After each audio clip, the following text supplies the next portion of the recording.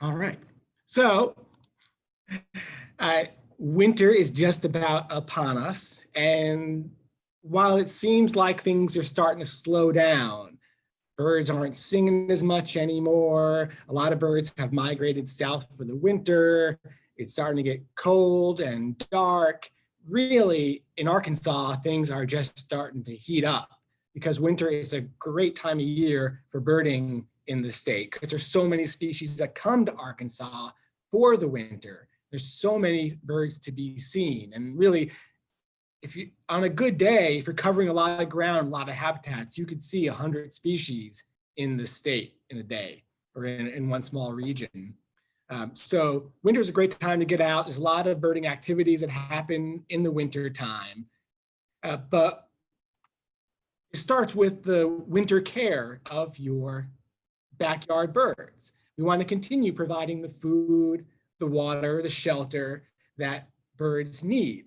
So this is the time of year when you can start putting out suet to give the birds some fat they need to help them with insulation. Of course, birds need water at all times of the year, and you want to continue to maintain a clean bird bath. Clean feeders too, but also, even though our bird baths aren't getting that brown algae-like gunk in it anymore, you still got to clean them out on a regular basis. I just cleaned my bird bath this morning.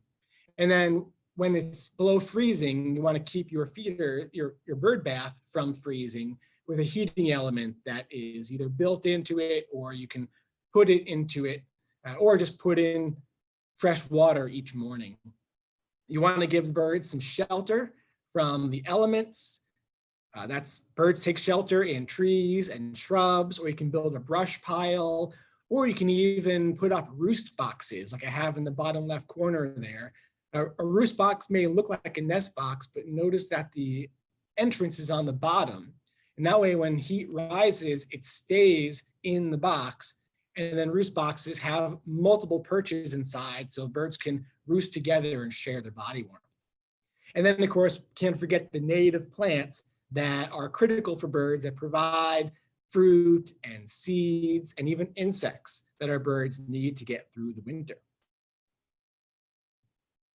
And there are a lot of community science projects that take place in winter. As Chris mentioned, the Christmas bird count, Audubon's Christmas bird count is starting up next week. Hot Springs Village Audubon's count is on the 14th on Monday. I encourage everybody who lives inside of a Christmas bird count circle to at least be a feeder watcher participant, if not out in the field with a team. And each CBC is run on a particular day, so you want to consult the compiler for that count as to what day it's being run. So the Christmas bird count gives us a snapshot of how birds are doing early in winter. And then there is Cornell's Great Backyard Bird Count, which gives a snapshot of how birds are doing late in winter because it takes place over 4 days during President's Day weekend in February. And the nice thing about the GBBC is that you can count birds from anywhere at any point during that 4-day window instead of the Christmas bird count, which is on a particular day for a particular CBC circle. Project Feeder Watch is a Cornell program. That one is focused on your feeder birds, on which species visit, their seed preferences or interactions at your feeders. And then eBird from Cornell is really a year-round program, and it's the largest ornithological community science program in the world. And that one lets you submit a checklist of birds anywhere, anytime. And then I would be remiss if I didn't mention Audubon's latest community science project, Climate Watch, which is primarily focused on bluebirds and nuthatches, as well as a few other species. And for this one, there are set circles that are surveyed for a certain time in the winter and again in summer. And by doing it in the same location year after year, this helps give us an idea of how and whether bird ranges are changing in response to climate change. And thus it's a way to test Audubon's climate science models about range changes. And thank you, Hot Springs Village Audubon, for being a part of Climate Watch.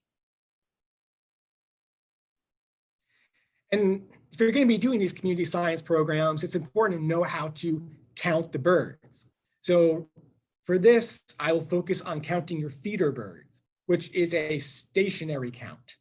And anytime you're doing a stationary count, there's a certain way you tally the birds. So if you're watching your feeder birds, birds are constantly coming and going, and you can't really track whether it's the same individual coming multiple times or different individuals.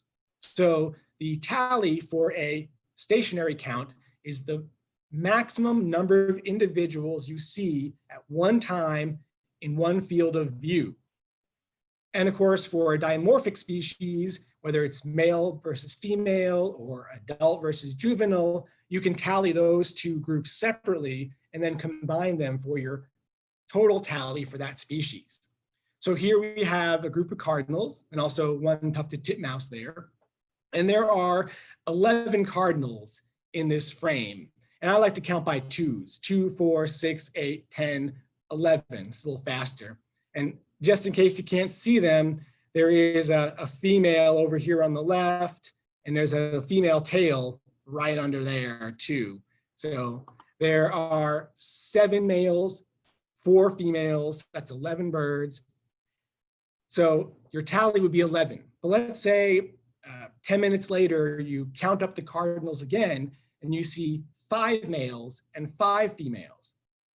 Now your tally is 12 cardinals because you've got the 7 male maximum from earlier.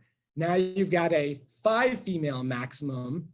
So 5 females and the 7 males, it's 12 cardinals. Got it? So how do you identify the birds that are visiting your yard? Well, there are some great online field guides.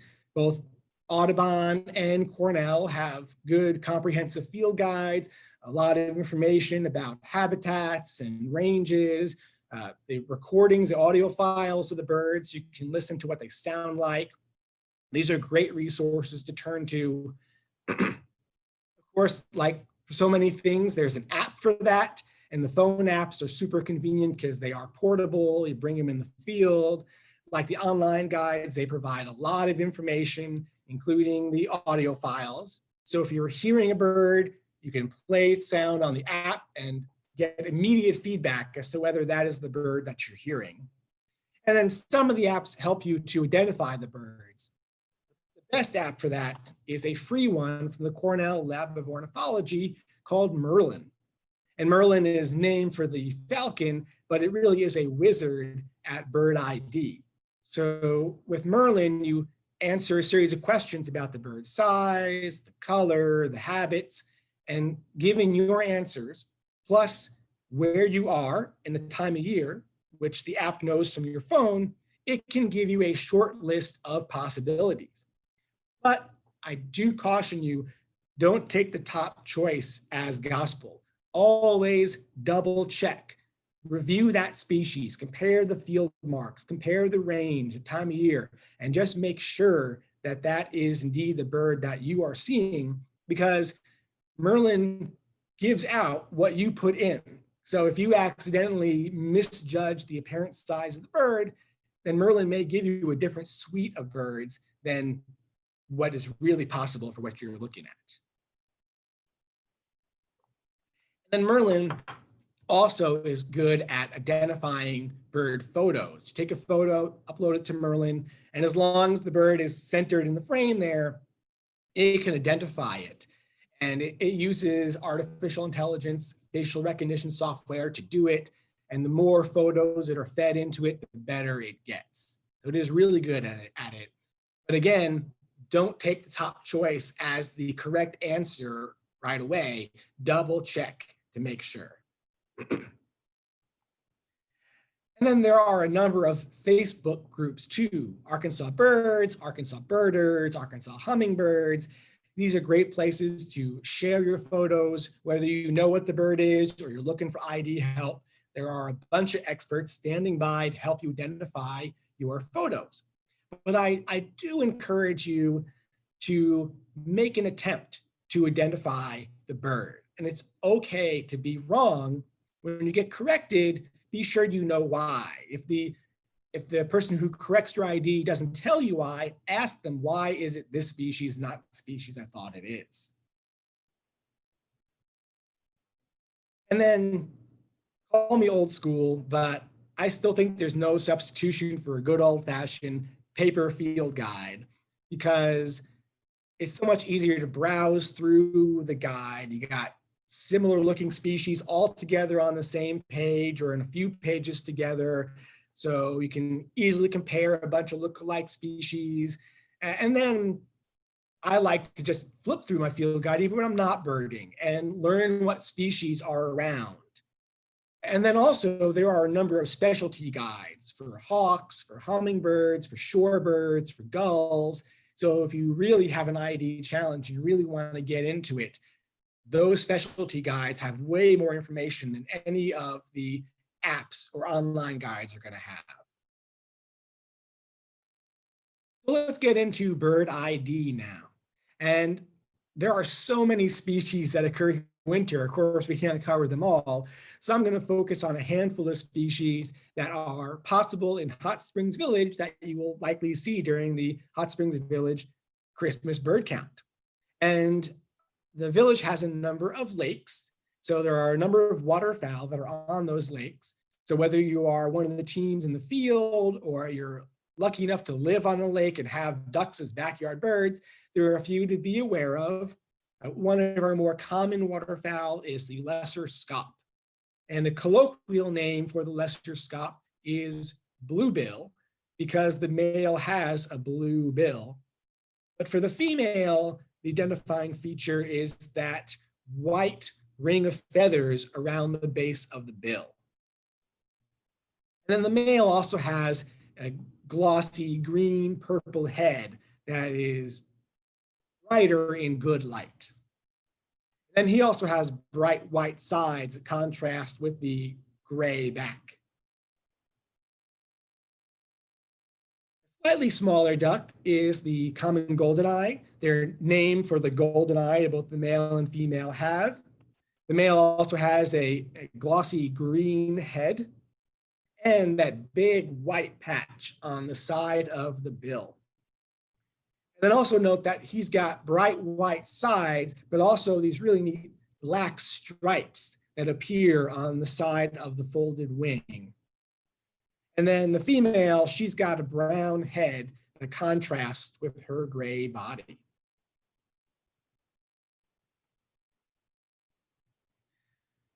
An even smaller duck is the adorable bufflehead, named for the male's white patch on the back of the head, visible from even a long distance. And then the female just has a small white patch on the side of her head. Notice also they have a rounded head and a short stubby bill. This species is not to be confused with a ruddy duck, which in wintertime, they are not quite as ruddy as in the summertime. At a distance, you will see that ruddy duck's bright white cheek, and you don't want to mistake it for the bright patch on the side of the female bufflehead. But also note that the ruddy duck has a big blue bill and a different profile from a lot of ducks, a more sloping head and forehead than the other ducks, and a lower profile in the water too.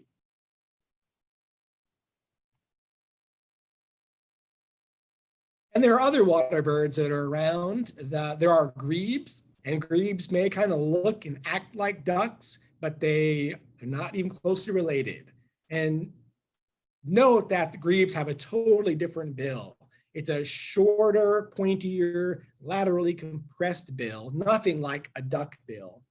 And our most common grebe is the pied-billed grebe, which is named for the ring around the bill of the grebe in the breeding season. The grebe is here year-round, but especially in the wintertime.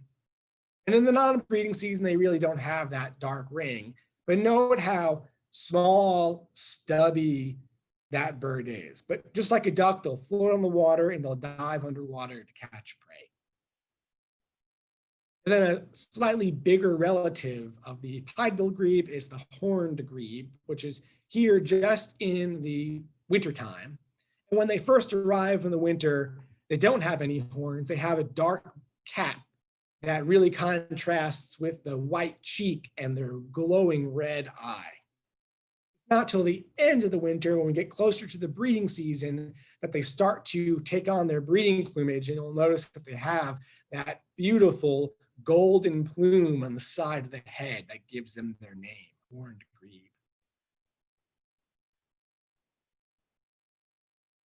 Moving on to birds of prey, starting with a couple of hawks in the genus Accipiter, Cooper's hawk and sharp-shinned hawk.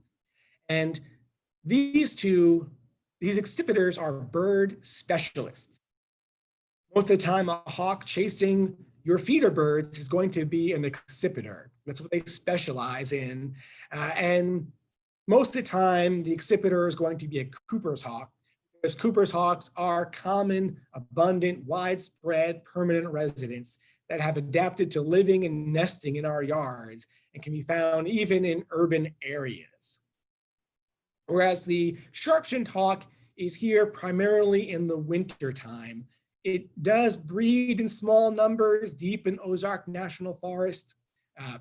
Even in the wintertime, they do prefer to be in more forested areas, but they're possible anywhere. And now there is a size difference between the two. The Cooper's hawk is crow-sized, Sharpies are Jay-size, but there is size overlap. So in accipiters, the females are bigger than the males. So a female Sharpie can overlap in size with a male Cooper's. And also, size can be difficult to judge on a single bird, especially if it's far away or moving fast. So size is not necessarily the best feature to use, but there are a number of good field marks to cue in on. And first thing I want you to notice is the nape of the bird. And I want you to remember this mnemonic. Coopers are capped. Coopers are capped.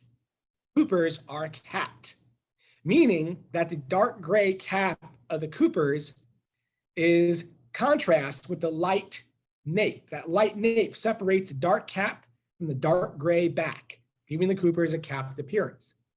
Whereas in a sharp-shinned hawk, the gray is even from the forehead to the nape to the back, giving Sharpies a hooded look.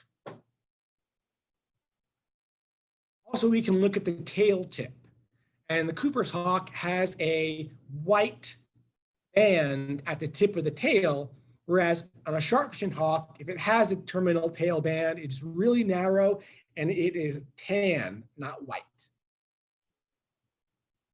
And then this illustration just emphasizes the Cooper's is capped, Sharpies are hooded, but also look at the facial features, the structure of the bird's head. Cooper's is, it has a flatter forehead and a longer bill, and its eye is more forward facing, giving it a real angry look. Whereas a sharp-shinned hawk has a rounded head, a shorter, more rounded bill, and its eye is more centered on the head, and it gives it a real bug-eyed look. Also important to note that there's a difference between adults and juvenile birds. These are adults, and you can tell they're adults because of their gray backs, also because of their orange eyes, as well as the dense orange barring on the underparts. And then these photos also illustrate another way to separate the two species by their leg thickness. Cooper's hawks have thicker legs than Sharpies. You can think of a Cooper's hawk as having legs like a magic marker, whereas Sharpies have skinny little pencil legs. And then here are the immature versions. And you can tell they're immatures because of their brown heads and brown backs, also their yellow eyes. And then one way to separate immature Coopers from Sharpie is by the color and pattern on the underparts. Coopers have brown vertical streaks, and Sharpshins have rusty vertical streaks, as well as some rusty horizontal banding or barring. And then even in flight, you can tell these two species apart. And first, look at the leading edge of the wing of these two birds. And look at how it is straight across on the Coopers, but the sharp-shinned hawk appears to be like hunched, like it's hunching its shoulders upwards and its head is pushed in. And while the degree of that straightness or that hunched look can change just depending upon how fast the bird is flying and what stage it's in and flapping, that is generally a diagnostic way to separate them. And then also look at the tail tip too. Cooper's hawks have a rounded tail because their tail feathers are different sizes. The outer tail feathers are shorter than the inner tail feathers. Sharp-shinned hawks have a square tip tail because their tail feathers are all the same length. Then again, this diagram just illustrates the curvature of the leading edge of the wings, as well as the curvature in the tail that separates the two species. And then I recently saw on Facebook this really good diagram that has all those features and more, and it's a lot to go through here. So after this talk, I'm going to share with everybody this diagram as well as a number of links that pertain to the topics I'm talking about today. Moving on to another pair of hawks, the true hawks, the Buteos, and two common widespread Buteos in Arkansas are the red-tailed hawk and the red-shouldered hawk. Both are permanent residents. And in general, red-tailed hawks are more open country birds. So if you're driving through agricultural land, most of the time the hawk sitting on the power line is going to be a red-tail.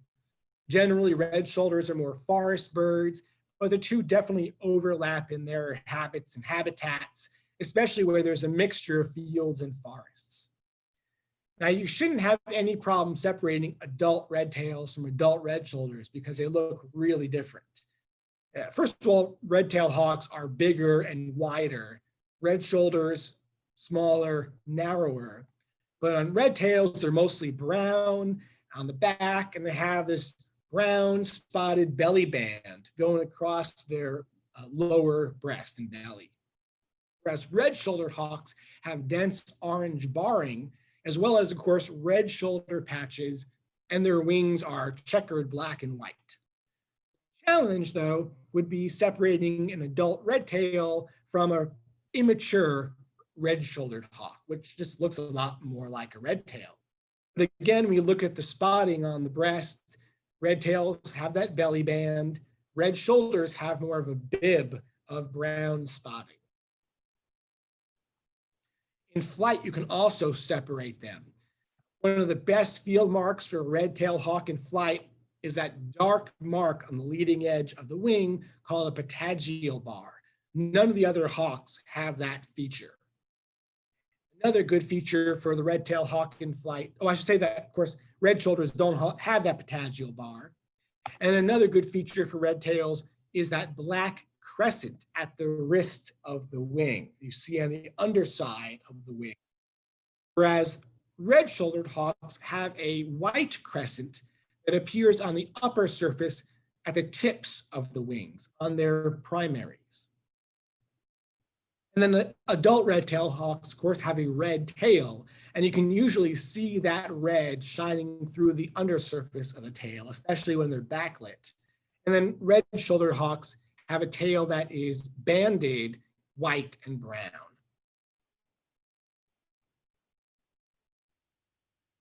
Immature red-tailed hawks might be a little bit more of a challenge because they don't have a red tail. Instead, they have a tail that is banded in dark brown and light brown. And those light and dark bands are of even width. Whereas on a red-shouldered hawk, it's primarily a dark tail with narrow tan bands. Also, red-tailed hawks have white scapulars. The scapulars are the feathers that cover over the base of the wing. And at a distance, you can usually see a white V on the back of a red-tailed hawk formed by those white scapulars. Whereas on a red-shouldered hawk, you can be looking for these light brown bands on their folded wings. So those little tan marks there are characteristic for an immature red-shouldered hawk. Moving on to woodpeckers. Two common widespread woodpeckers that are permanent residents in Arkansas are the downy and the hairy, and they look a lot alike. Now the downy is more widespread. It's one of our most common feeder birds. If you're feeding birds, you've got downy woodpeckers coming because they occur over a wide variety of habitats, including in urban areas. Hairy woodpeckers tend to be shyer, tend to prefer more heavily wooded locations. In my suburban Little Rock yard, I've never had a hairy woodpecker, but I get downies every single day. Now, there is a size difference between the two. The hairy is bigger, but again, size can be difficult to judge on a single bird, unless the bird's come into your feeder and you can compare the size of the bird to your feeder. And if you're used to seeing a downy woodpecker every day, the first time you get a hairy come into your feeder, it should be pretty obvious you've got a much bigger bird. But really, it's not so much the apparent body size to go by, it's the body proportions to look at. And in particular, for these two, you're looking at the proportional length of the bill. So on a downy, the length of the bill is equal to half the length of the head, whereas on a hairy, the length of the bill is equal to the length of the head. So a hairy woodpecker has a proportionally longer bill than the downy woodpecker has. Here we have the two side by side. You can see how much bigger the hairy is compared to the downy. Also note that the downy woodpecker has little black spots on the white outer tail feathers that the hairy lacks, although this is not always visible. And then also there's a difference in the voice between the two. So the downy woodpecker has, its call note is a pick.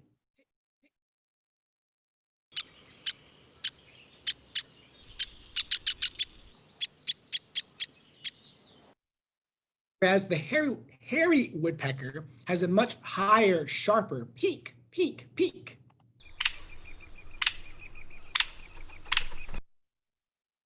Downy has a whinny that descends.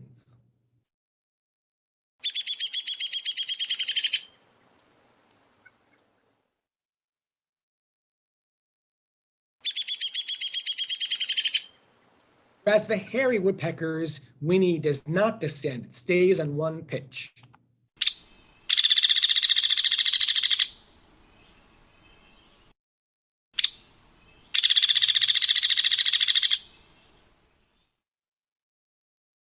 Next, we have the finches, and there are two closely related finch species that are in the same genus, the house finch and the purple finch.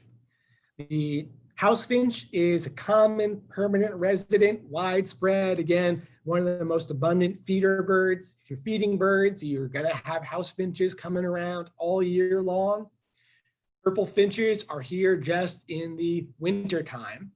And in some years, they are more abundant than in other years. And this happens to be a super flight year for purple finches and other northern finches. So this year, some people are having big flocks of purple finches around, although they do prefer more rural, more wooded areas. So again, in my Little Rock yard so far, I've seen only a single female purple finch show up, whereas other people on the outskirts of Little Rock have had multiple purple finches come to their feeders. So it's important to know the difference between the two. And while there is a difference in the shade of the red color, that's not really the best field mark to go by. What you should be looking at is the streaks on the breast. And the house finch male has brown streaks that come out of the red breast, whereas the purple finch male does not have any brown streaks. If anything, he's got purple streaks that come down the side onto the breast. Also note the face pattern. House finches have a plain blended face, whereas purple finches have a really distinct dark brown ear patch that is set off by light above and below that dark ear. Then if you just happen to need one more field mark to look for, look at the bill shape too. And the house finch has a more rounded bill. The top of the bill curves downwards and the tip is somewhat rounded. Whereas on a purple finch, the top of that bill is straight down and much more pointed at the tip.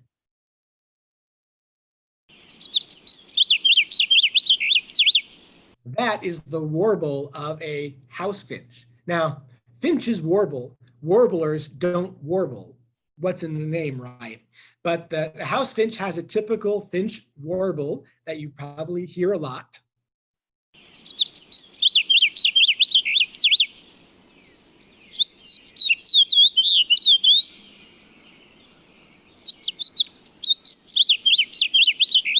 Now, I don't have a lot of experience of purple finch warble.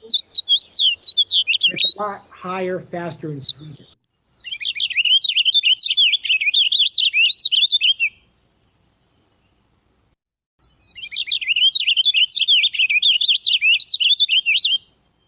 I don't know how much they really sing in winter in Arkansas. I've heard them a little bit, but there is a difference in the voice.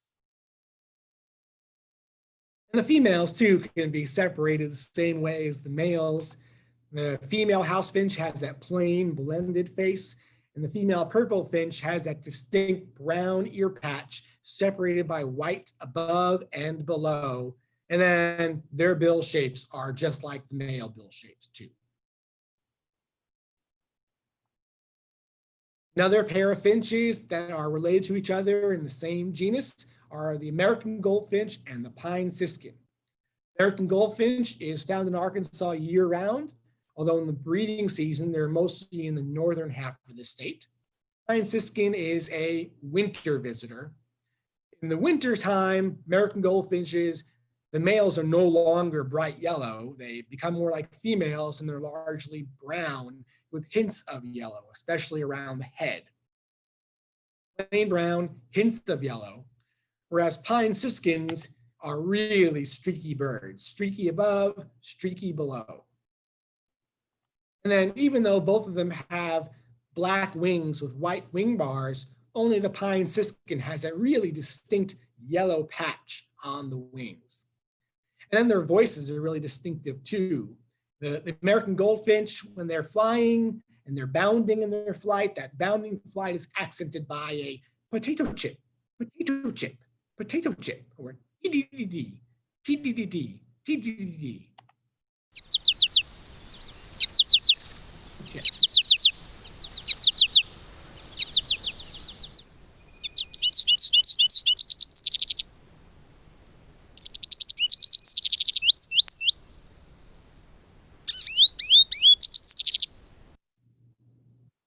Then the pine siskin, it intersperses its song with a really fascinating, rising, buzzy zzz.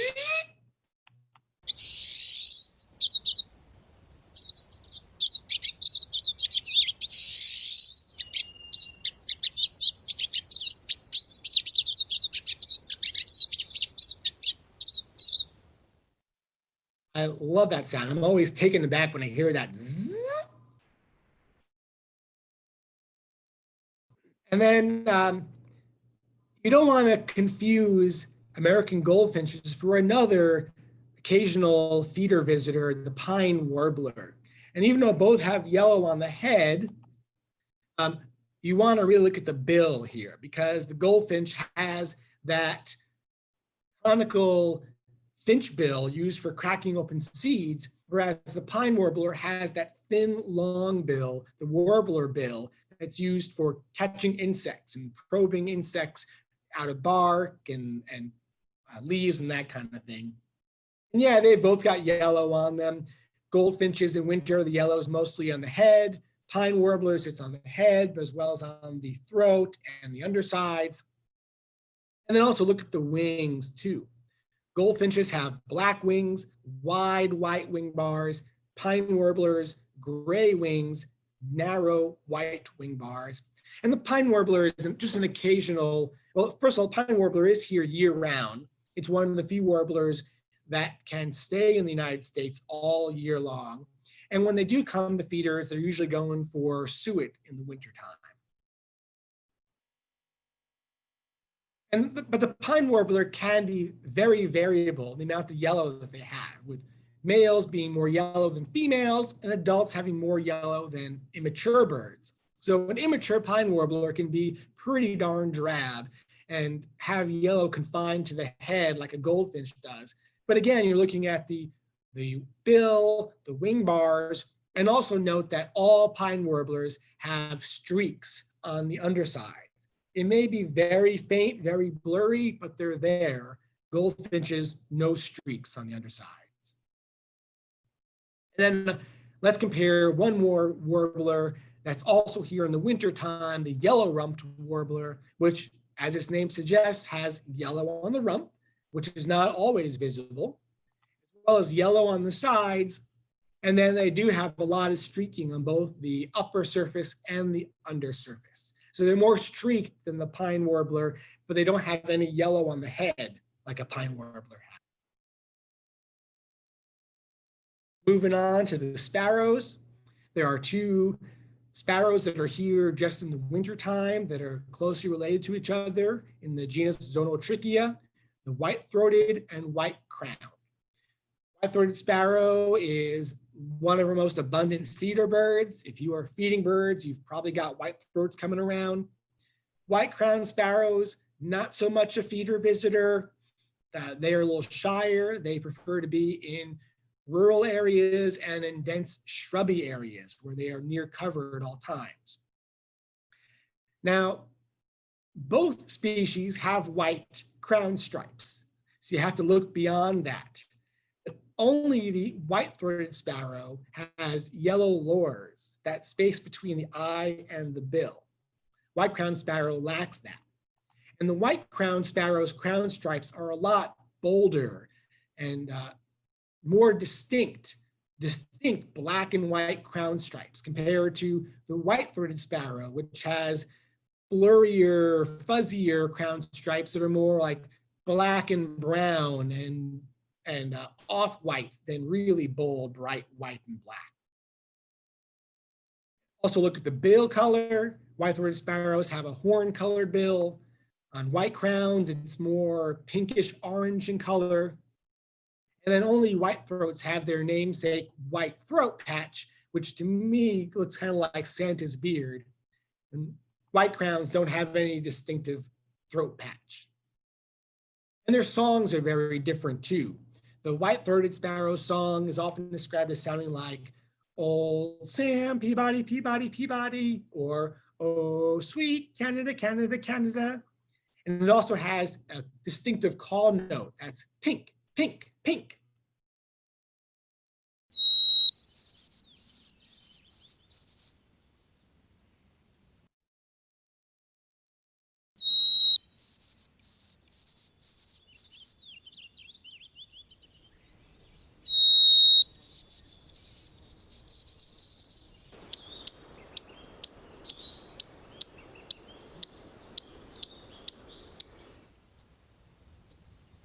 The white-crowned sparrow song is really different than that.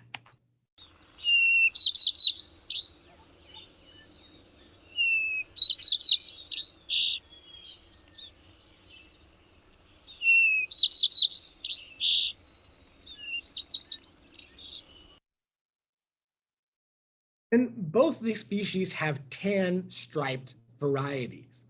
In white-throated sparrows, it's going to be dark brown and tan stripes instead of dark brown and white stripes.